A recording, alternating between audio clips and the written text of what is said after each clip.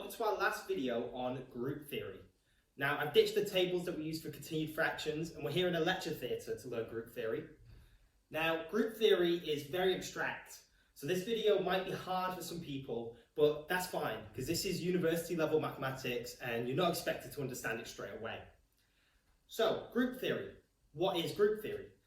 Group theory is a way of thinking of numbers and addition in a new way. So we're used to adding numbers over the integers, but now we're going to look at new ways of adding numbers together. So we'll start this video with a question for you to discuss as a class. I want you to have a look at these equations. Now some of these equations will look sensible and normal to you, and some of them won't. For example, 2 plus 1 is 0, or 2 plus 2 is 1. So how about you stop the video now and look at these equations and see what you notice. Which equations stand out, and of the equations that stand out, can you figure out the rule to work out what they should equal, or what they do equal?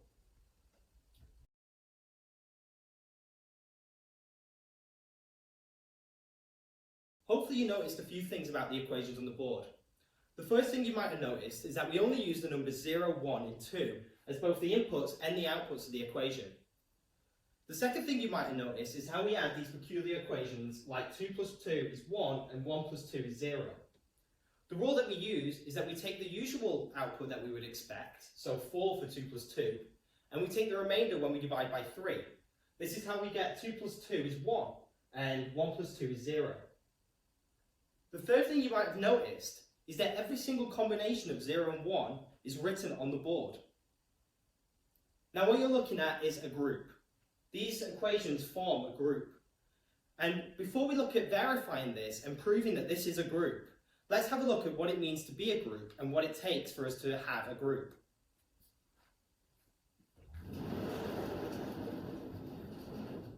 So, groups are made up of two things.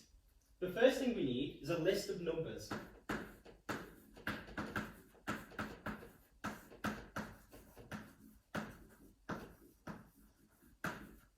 So in our previous example, this list was 0, 1 and 2. But we have lists of numbers everywhere in maths. For example, the integers, or the natural numbers, that is positive integers. The second thing we need is a way of adding two numbers in our list to get a third number in our list.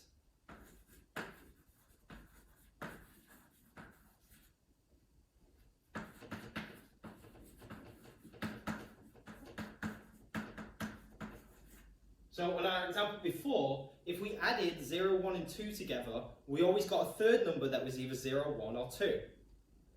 Now this isn't everything that needs to be satisfied for something to be a group, but it's what we need to start verifying that something is a group. We need to know what list of numbers it is and how we can add two of those numbers together to get a third. So let's have a look at some examples of groups you've seen before. Now the integers are the list of negative integers. So 3, 2, 1, 0, and the positive integers. And you might have seen this written before with a capital Z or a bold Z. Now the integers form a group under addition. What that means is that if we have this list, which is Z, list of integers, and we have a way of adding two numbers to get a third. For example, 3 plus 4 is 7.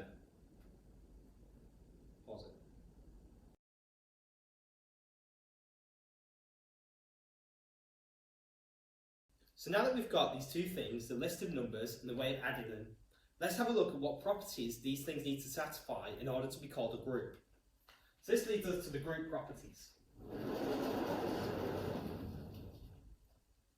So let's start off by assuming that A, B and C are numbers in our list of numbers.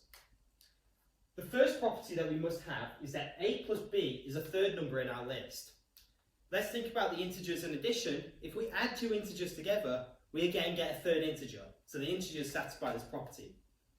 The second thing we need is the existence of what we're going to call the identity number. Now the identity number must satisfy this equation for every number in the list. That is, the identity number, add a number A, equals A. The identity number does nothing to any other number in the list when we add it to it. So thinking about integers and addition again, 0 is the identity number. Because when we add 0 to another number, nothing happens. The third thing we must have is an inverse for every number. Now an inverse is defined in a group as the number that we add to a number to get the identity number. So for addition, let's say we have 4 and we want to know the inverse of 4. Well, to solve for the inverse, we need to know what number we add to 4 to get 0. Of course, this is negative 4. 4 plus negative 4 is 0. So there exists an inverse to every number in the list of integers. Now there's a fourth property that we're going to look at later, but the integers satisfy this fourth property as well, called associativity. And because the list of integers with addition satisfies these four properties, they form a group. So let's have a look at our example from earlier and prove that that also forms a group. The question we're looking at is, prove the equations on the side form a group. So in order to be a group, we need a list of numbers and a way of adding the numbers. These are the list of numbers, 0, 1 and 2, and we have ways of adding any combination of 0, 1 and 2. So that's satisfied. The next thing we need to be a group is for it to satisfy the three axioms that we mentioned earlier. So the first one of these is that A and B is also another element in our group, or another number in our group. Well, this is true just because we've listed out every way of adding A and B together here. And that every single number, when added together with another number, is a third number. So this is true.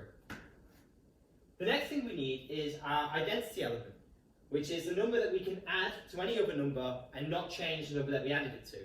Well, as you might expect, in this group, it is 0. We have 1 plus 0 is 1, 0 plus 1 is 1, 0 plus 2 is 2, 0 plus 0 is 0. So 0 does nothing when we add it in this group. The third thing we need is an inverse for every number such that the inverse plus the number equals 0, or the identity number. So let's go through each number and work out its inverse. For 0, we have the equation 0 plus 0 equals 0. So negative 0 must be 0, because we needed a number that's the inverse of a number is the number that you add to get the identity number, which is 0. The inverse of 1 we can find by looking at the equation 2 plus 1, which also equals 1 plus 2, equals 0. So from this we can see that the inverse of 1 in this group is 2, because 1 plus 2 is the identity number, and 2 plus 1 is also the identity number. But if we ask the same question for 2, we can see the inverse of 2 is 1, because it satisfies these same equations. So we have negative 1 is 2, and negative 2 is 1. You might notice that negative 2 and 1 have a difference of a multiple of 3, just like negative 1 and 2 also have a difference of multiples of 3.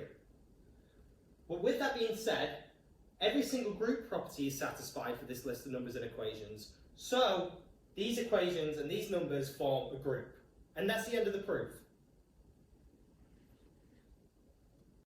Thanks for watching this video. I really hope you enjoyed it, and now it's time for you guys to have a go at some questions yourself. There should be a question sheet and a handout that will go into some more detail and maybe clarify some misconceptions on groups, as well as give you problems to try for yourself. With some of the harder ones, it might be more fun to attempt these as a class and work through them together.